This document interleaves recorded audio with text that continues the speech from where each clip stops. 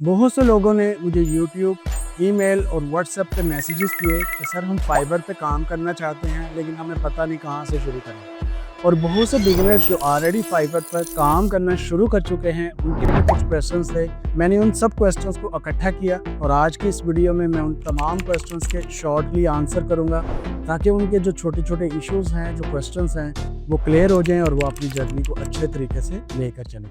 Question number 1, sir हम कौन सी service या स्किल फाइवर पर बेच सकते हैं? दो चीज़ों के ऊपर आपने काम करना होगा और आपको समझ आ जाएगी कि हमने फाइवर के ऊपर कौन सी सर्विस या कौन सी स्किल बेचनी है। उन दो चीज़ों में नंबर 1 पे है कि आप अपनी स्किल्स और अपने इंटरेस्ट को पहचानें। अगर आपको समझ आ जाए कि मेरे पास कौन सी स्किल्स हैं और मेरे इंटरेस्ट क्या हैं, जो स्किल मेरे पास है, क्या मैं उसमें काम करना भी चाहता हूँ या नहीं। अब दूसरे नंबर पे आपने क्या करना है कि यही स्किल जो आपके पास है, इसको फाइवर पर आके चेक करें कि क्या इस चीज़ की डिमांड भी है मार्केट में या नहीं। मार्केट के अंदर जो चीज़ बिक रही है, अगर वो स्किल आपके पास है और आपका उस स्किल के ऊपर ग्रिप प्लस इंटरेस्ट भी है, तो फिर आप इस तरह वाली स्किल जो है वो फाइवर के ऊपर चूज़ कर सकते हैं।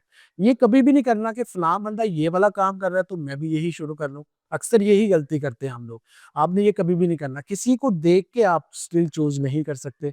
किसी को देख के आप वही सर्विस बेच नहीं सकते। तो याद रखिए, इसके अंदर जो मेन चीज़ है वो ये है कि आपके पास स्किल्स कौन-सी है और उस स्किल के ऊपर आपका इंटरेस्ट कितना है कि आप इसको कितना लॉन्ग टर्म लेके चल सकते हैं। वही स्किल की डिमांड आप फाइवर पर जाके चेक करें। अगर उसकी डिमांड है तो आप वो वाली स्किल्स को बेचना शुरू कर दें।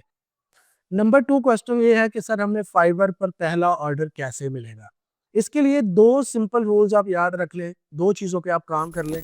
एक ये है कि अपनी प्रेज़ेंटेशन, अपनी प्रोफ़ाइल की प्रेज़ेंटेशन को अच्छा बनाएँ, अपनी गिग्स की जो इमेजेस हैं उनको अच्छा बनाएँ और दूसरे नंबर पे जो आपने चीज़ करनी है, वो है क्लाइंट कम्युनिकेशन। अक्सर क्या होता है कि आप प्रोफ़ाइल बहुत अच्छी बना लेते हैं, आपके थंबनेल भी बहुत अच्छे होते हैं और आपको जब क्लाइंट का मैसेज आता है तो आपको क्लाइंट को हैंडल ही नहीं करना आता। आपको यही नहीं पता चलता कि क्लाइंट पूछ क्या रहा है। दैट मीन्स कि आप कहीं न कहीं अपनी स्किल के अंदर लैग कर रहे हो या अपनी कम्युनिकेशन के अंदर वीक हो। तो अगर इन 2 चीज़ों के ऊपर आप काम करेंगे तो यकीनन आपको फर्स्ट ऑर्डर जल्दी मिलेगा। नंबर 1 ये है कि अपनी प्रोफाइल, अपनी जो गिग्स हैं उनके थंबनेल अच्छे बनाएँ। जो सर्विस आप चूज़ कर रहे हैं उसका, जो मैं पिछले पॉइंट में बता चुका हूँ, उसका कॉम्पिटिशन कम होना चाहिए और डिमांड ज़्यादा होनी चाहिए। और प्लस अगर आपकी कम्युनिकेशन अच्छी है तो आप ईज़िली पहला प्रोजेक्ट जो है वो विन कर लेंगे। एक और चीज़ मैं आपको बताता चलूँ, ये आपको हेल्प करेगी क्लाइंट विन करने के लिए कि जो आपकी गिग की प्राइसिंग होती है उसमें तीनों पैकेजेस को फिल करना और जो पहले वाला पैकेज है उसके अंदर प्राइस को कम रखें।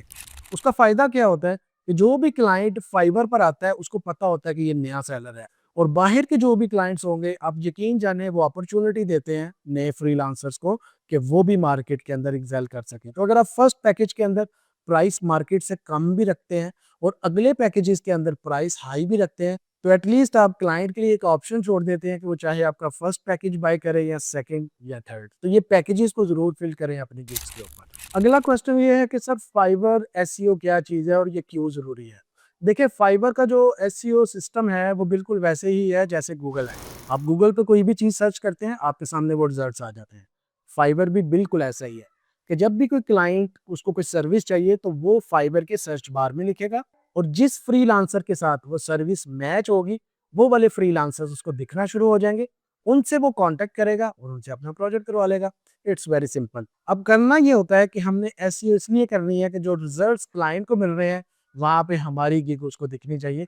दूसरे फ्रीलांसर्स जहाँ पे टॉप पे आ रहे होते हैं, वहाँ पे हमारी गिग भी ऊपर आनी चाहिए। इसके लिए 3-4 चीज़ें हैं, अगर आप ये नोट कर लें और इनकी डिटेल अगर आप जानना चाहते हैं तो मेरी ये वाली वीडियो पे क्लिक करके आप मेरी पूरी डिटेल में इन पॉइंट्स के ऊपर वीडियो देख सकते हैं। उसके अंदर सबसे पहली चीज़ ये है कि वीडियो का टाइटल कैसा होगा, दूसरे नंबर पे ये है कि गिग की डिस्क्रिप्शन कैसी होगी, तीसरे नंबर पे ये है कि आपने अपनी गिग के थंबनेल किस तरीके से डिज़ाइन करने हैं। आप डिटेल में मेरी ये वाली वीडियो देखें, इससे आपको कंप्लीट नॉलेज मिल जाएगा कि एसईओ का पर्पस क्या है और ये क्यों ज़रूरी होती है। अगला सवाल है कि हम क्लाइंट से प्रोफेशनली कम्युनिकेट कैसे करें?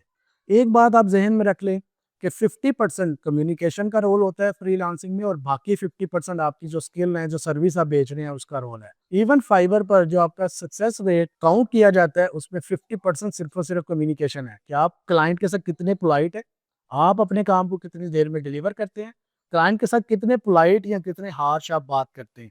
ये सारी चीज़ें बैकएंड के ऊपर इवैल्यूएट हो रही होती हैं।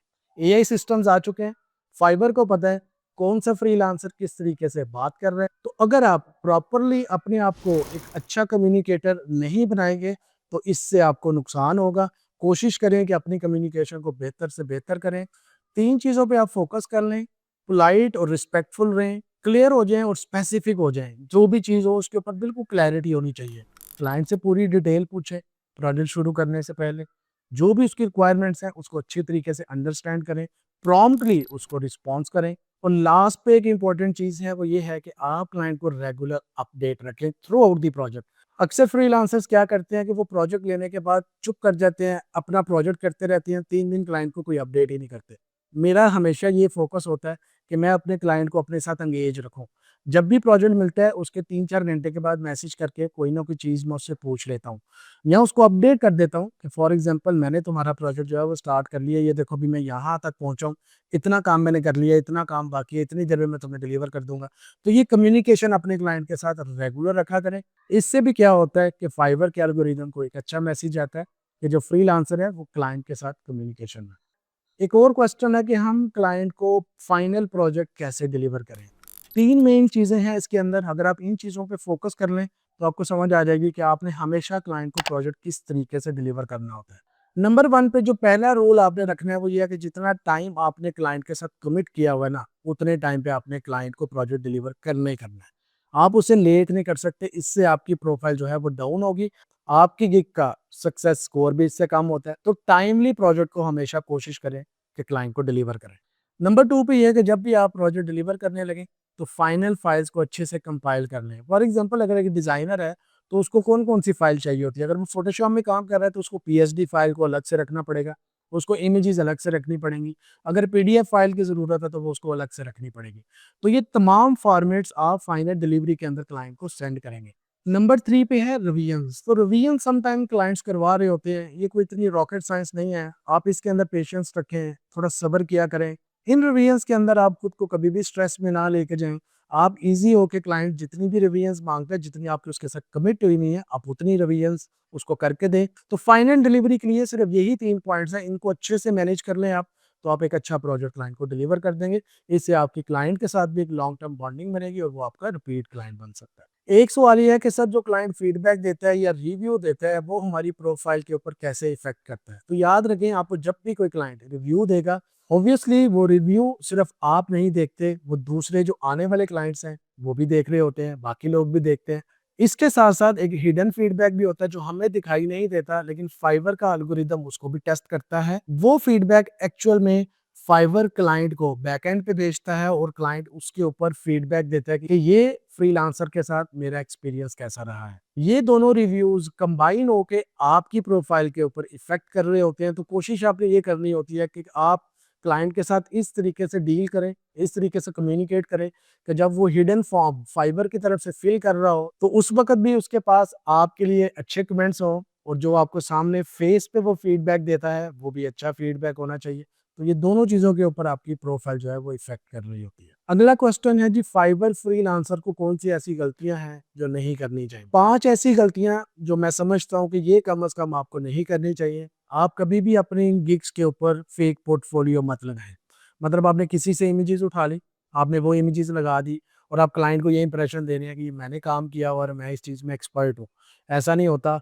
क्लाइंट को पता चल जाता है। आप जब उसके साथ फर्स्ट टाइम काम करेंगे तो क्लाइंट को समझ आ जाएगी कि ये इमेजेस इसकी अपनी हैं या किसी और की हैं, क्योंकि आपका डिज़ाइन सब कुछ बताएगा। तो कोशिश करें फाइवर के ऊपर पोर्टफोलियो वो लगाएं जो आपने खुद बनाया हो, किसी का पोर्टफोलियो आप यूज़ मत करें। दूसरे नंबर पे है क्लियर कम्युनिकेशन, जो मैं पहले भी बता चुका हूँ। अपनी कम्युनिकेशन को जितना क्लियर, ट्रांसपेरेंट, डिटेल ओरिएंटेड रखेंगे, आपको उतना फ़ायदा होगा। नंबर 3 पे है अनक्लियर गिग। आपने गिग लगा दिया लेकिन आपको खुद पता नहीं है कि मैं ये काम कर भी पाऊँगा या नहीं, और आप कन्फ्यूज़ हैं और जब क्लाइंट का मैसेज आता है, तो आप क्लाइंट को डील ही नहीं कर पाते क्योंकि आपको पता ही नहीं है ना कि वो गिग आपने जो बनाई है, वो काम आप कर भी सकते हैं या नहीं। उसी गिग से रिलेटेड अगर कोई सवाल पूछ लेगा, तो आपके पास आंसर ही नहीं होगा।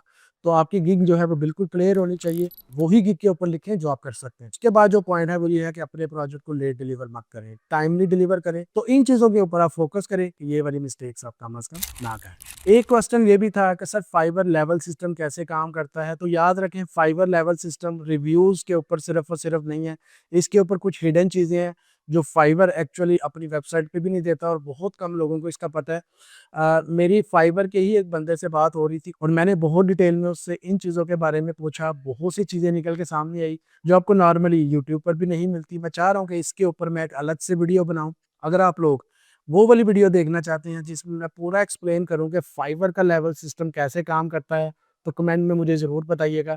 मैं अपनी next video Fiverr level system पर ज़रूर बनाऊँगा, जिसके अंदर आपको पता चलेगा कि आपकी गिग्स फाइवर कैसे इवैल्यूएट कर रहा होता है, उस गिग के ऊपर कौन-कौन सी ऐसे फैक्टर्स हैं, जिन फैक्टर्स की वजह से आपको उस गिग का स्कोर मिलता है और वो स्कोर जब इम्प्रूव होता है तो फिर आपका लेवल सिस्टम इम्प्रूव करता है। तो आप कमेंट के अंदर ज़रूर बताइए कि अगर आप फाइवर लेवल सिस्टम समझना चाहते हैं तो मैं अगली वीडियो उस पर ज़रूर बनाऊँगा। Thank you.